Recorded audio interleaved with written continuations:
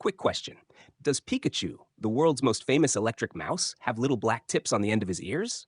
I'm willing to bet many of you just said, of course he does. And yet, surprise, he doesn't. Never has. His ears are yellow with black bases, not black tips. Don't believe me? Go look at a picture. I'll wait. See? Your childhood just crumbled a little, didn't it? This is what psychologists call a false memory. It's not just a fuzzy recollection. It's the absolute conviction that something happened a certain way when it absolutely didn't. You're not saying, I think Pikachu had black tips. You're saying, I know Pikachu had black tips. And that's what makes it so unsettling. It's not a typo in your brain. It's a full-on fake news broadcast, live from the neural headquarters. False memories are everywhere. Think about it. The Berenstain Bears. Notice the spelling? It's not Berenstein, like most of us vividly remember. It's Berenstain. That tiny vowel shift has traumatized entire generations.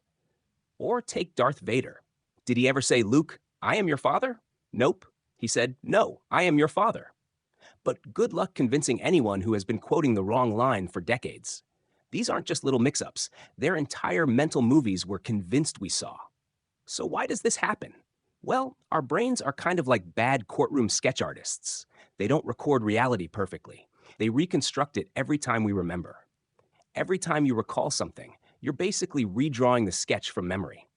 And just like any bad artist, your brain likes to improvise. It fills in gaps, smooths out details, and sometimes adds completely new things that feel so natural, you never doubt them. Pikachu with black-tipped ears makes sense because cartoon logic says, yellow body, black accents. Our brains like patterns, and when the pattern is incomplete, they fill in the blanks. And here's the kicker. The more confident you are about a memory, the less likely you are to accept you're wrong. That's why false memories are so stubborn. The brain runs on shortcuts, and confidence is one of them. If you remember something vividly, your brain tells you it must be true, even if it isn't. And then, to make matters worse, your brain loves social validation. If enough people say they remember Pikachu with black tips, suddenly it feels even more true. It's like a brain version of mob mentality. If everyone in the room insists the emperor is wearing clothes, your brain starts describing the color of the fabric. Psychologists call this the Mandela effect, after Nelson Mandela, because thousands of people were convinced he died in prison in the 1980s. He didn't. He became president of South Africa, lived until 2013, and probably would have been very surprised to learn that millions of people mourned his fictional early death. This wasn't just a rumor. It was a collective memory glitch, an entire crowd of brains confidently filing the same false story under facts. But here's the darkly funny part. Memory scientists say this isn't a bug, it's a feature. Your brain is designed to be flexible, not perfect. If you had to store every single detail of every moment like a camera, you'd run out of mental hard drive space by age 12. So instead, your brain takes shortcuts. It remembers the gist, the feeling, the pattern, which works fine most of the time, until it doesn't. Until Pikachu grows imaginary black ears. Until Darth Vader misquotes himself. Until the Berenstain Bears gaslight your entire childhood bookshelf. And if you think false memories only mess with trivial stuff like cartoons and movie quotes, think again. They shape eyewitness testimony, courtroom trials, even history itself. Entire convictions have been built on eyewitnesses who swore they saw a detail that never happened. Jurors believe them because confidence looks like truth. Meanwhile, the actual truth is sitting quietly in the corner, waving its hand, being ignored like the shy kid in class. So here's where things get awkward. If we can't trust our own memories, what can we trust? Because think about it, if Pikachu's ears can betray you, what about that heartfelt memory you swear you had as a kid? The Christmas where Grandma gave you the red bicycle? Maybe it was blue. The epic fight you had in school?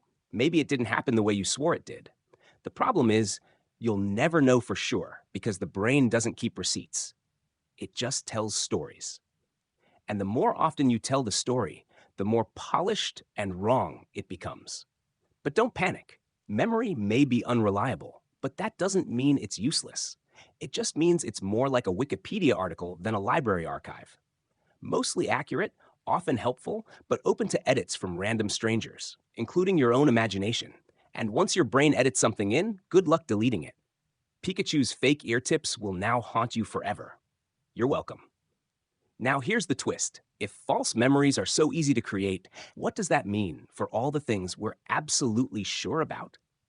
If thousands of people can confidently agree on the wrong detail, what other truths in our heads are actually illusions? That's where things get really uncomfortable. And in part 2, we'll dig into how these glitches don't just make you misremember cartoons, they shape your politics, your identity, and even how you see the world.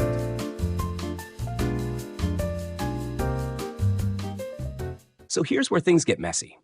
If a false memory can make you swear Pikachu had black-tipped ears, imagine what it can do when the stakes are bigger than a cartoon rodent.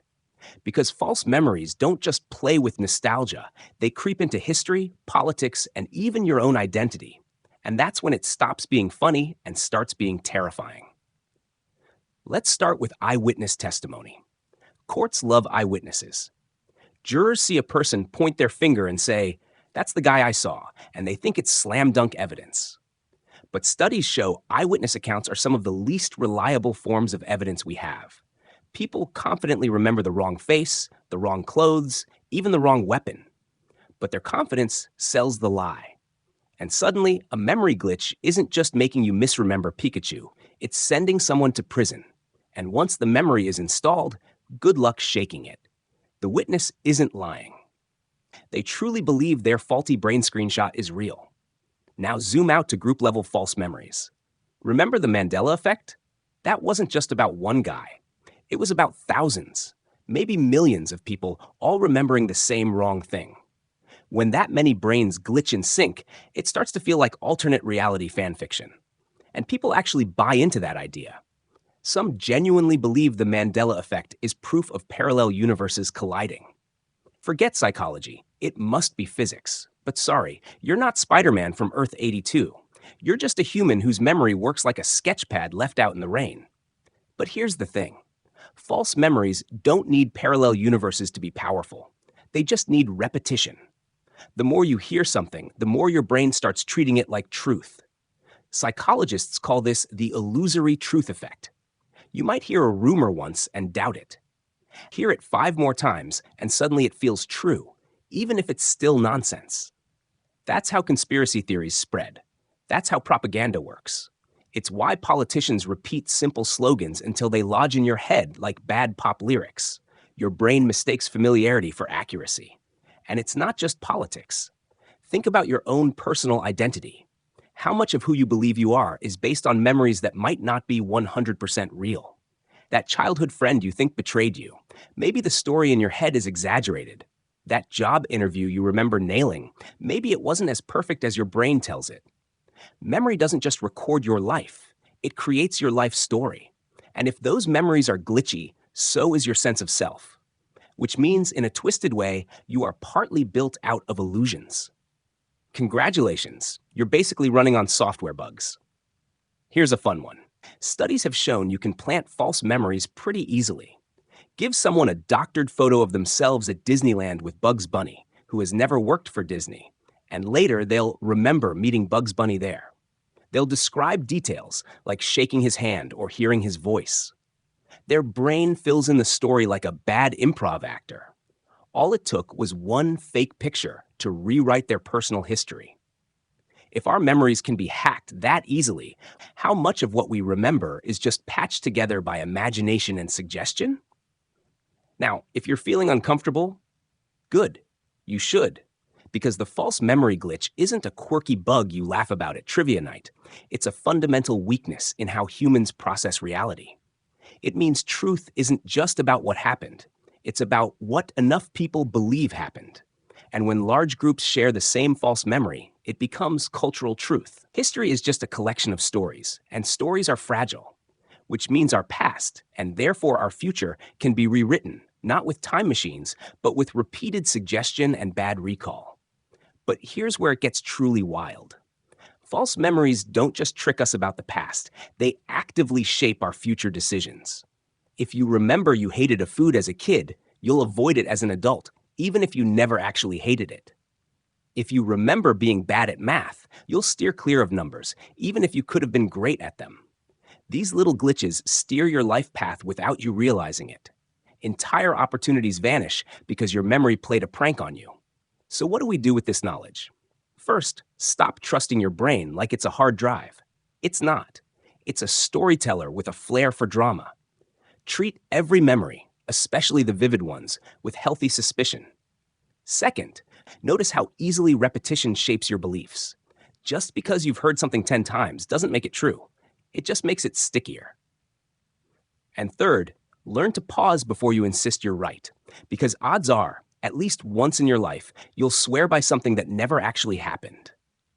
Here's the paradox. Memory is unreliable, yet it's all we have to define who we are. If we can't fully trust our past, what does that mean for our identity? Are we just walking collections of well-polished stories? Some of them real? Some of them imaginary?